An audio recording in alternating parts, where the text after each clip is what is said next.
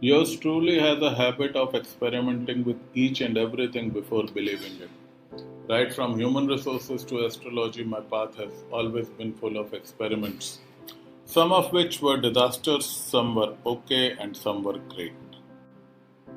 My experiment with Yantras fall in the great category. I would be the first one to acknowledge that I did not believe in Yantras. Frankly, I thought this was one of the money making schemes until I used them myself. As a principle, I do all the experiments on myself before recommending anything to my clients. So, here is the story of my experiment with Yantras. Now, what is Yantra? Putting it simply, Yantra is a collection of numbers arranged in a particular order. I'm no expert on numerology, I still suck at math. My phobia of numbers was another reason that I stayed away from Yantras until the going got really tough.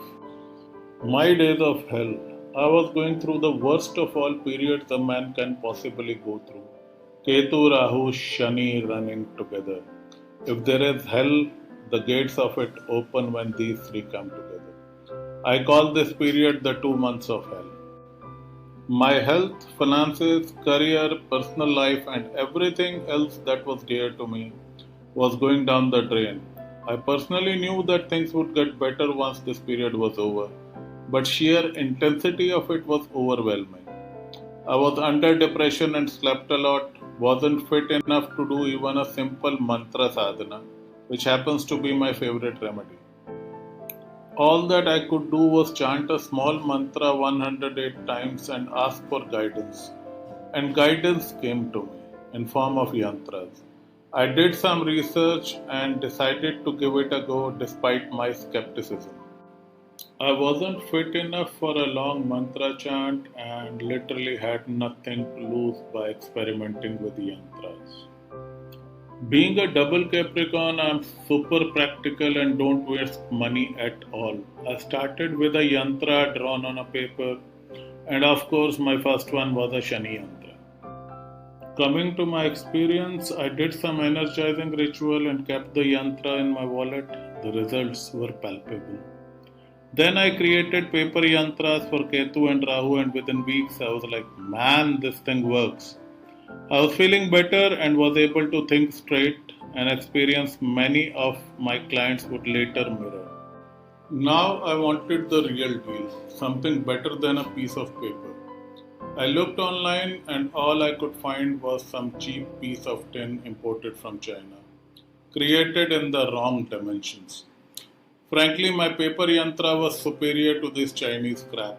At least my paper yantra was free and it had the right dimensions. So I kept my paper version and decided to upgrade to something much more powerful, even if I had to design it personally. As per my research, silver was the best metal for yantra, so I decided to upgrade to a silver yantra. Given the good impact of the yantras, I decided that I would go for a real thing. But there was a problem with silver yantras. Most of them were costly, around 1000 rupees. And again, dimensions were wrong. Some were round, some triangular, some just strange. I decided to go with the square sign, simple ones which worked for me. I talked to a silverware factory and they agreed to do a small sample for me. I distributed them to my close friends and family after energizing them. The results were awesome. Then finally, I started selling silver yantras to my clients, and the feedback has been great. Right from the quality of manufacturing to accurate dimensions to overall effect, I've received only praises and I'm extremely proud of them. Yantras versus gemstones. So let's get this out of the way. Gemstones are like allopathic injection, costly but quick and powerful. However, there can be side effects. One should wear a gemstone only if the planet is well placed in the chart and needs boosting its power, and that boost should have no side effects. On the other hand, yantras are like homeopathy, mild and without side effects. Yantras can be kept for good planets, but more important than that, you need yantras for pacifying the malefic planets in your chart. Most people come to me in a Shani Rahu or a Ketu period, and I never recommend gemstones related to these three planets. However, their yantras sell like hotcakes, and most people need them. So, in essence, gemstones will boost the power of the planet for better or for worse, whereas yantras would pacify bad planets and have no side effects. Gemstones for Rahu, Ketu, and Shani should not be worn for most people. However, their yantras are almost always a necessity and a must.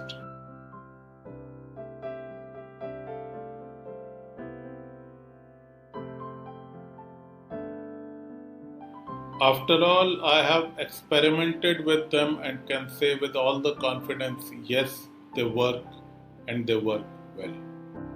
To inquire about the yantras, you can reach out to us on the number given on the screen.